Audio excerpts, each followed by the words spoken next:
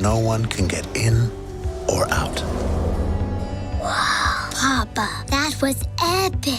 While Disney is known for animated blockbusters, there's no other Disney flick as popular as Frozen. The sequel to the original film left us with so many unanswered questions, and we expect the third film to resolve all of the cliffhangers. With no further ado, here's everything we know of the threequel. A film such as Frozen is guaranteed to have at least 2 more continuations. Praised by both fans and critics, Frozen took the world by storm a decade ago. Every single soul sang Let It Go, and even if you've never seen the film, you know every word of that song. Admit it! The main reason Disney wants the franchise to continue is obviously its major success. Also, it would be foolish if Disney decides to give up the franchise after all those cliffhangers fans were left with in Frozen 2. But did you guys know that Frozen 2 was the highest grossing animated film ever? And if you're still wondering why Disney takes so long to greenlight the threequel, the answer is simple. They want more quality in their films. They want the creators to take their time for fans to enjoy the film. Since we live in a world where sequels, prequels, reboots, and spin-offs prevail, Disney wants to make sure that its products are still #1 in the world. Anyway, there is some news suggesting Frozen 3 will happen, and again, it's just a matter of time. During Disney's first quarter earnings call, CEO Bob Iger revealed that we'll be returning to Arendelle for a 3rd time in the near future. Frozen 3 is officially in development at the studio, which is looking to capitalize on some of its highest grossing properties in the future. The thing is, the second Frozen film came 6 years after the first one, so it's really just a matter of time until Disney comes up and gives an exact release date for the threequel. If there's indeed a 3rd Frozen film, when should we expect it? And more importantly, where could the story go next? Let's find out. But before we do, smash that like button if you haven't done it already. Frozen was announced in 2011 with the release in 2013. Can you guys believe it's been a decade since the release of Frozen? Yeah. We were shocked as well. The second film was then announced in 2015, 2 years after the first film's release date, with the release date of 2019. Unlike sequels nowadays, Frozen 2 proved to be a major success, making over $1.5 billion across the world, which is, as previously said, a record-breaking amount for the Disney company. For those of you wondering about the film's success at the box office, Frozen made $1.282 billion, so the delay in greenlighting Frozen 3 had some precedent. Even with the story that is presumably set in some form, pre-production and animation will take several years. Given the 6-year wait for Frozen 2 and the more than 4-year production period, a similar timeline could see Frozen 3 arriving in theaters sometime in 2027. Even though it might seem like a while off, an animated Disney movie is still on schedule for that. The majority of Disney big-budget animated movies takes 4 years to complete from beginning to end. According to that timeline, everything is going smoothly for Frozen 3. It's pretty safe to assume that the cast of Frozen 3 will feature a lot of recognizable voices that we have grown to love and recognize from the previous Disney movies. Without a doubt, Kristen Bell will return as our favorite Disney queen, Anna, and Idina Menzel will do the same as her enchanted sister, Elsa. In fact,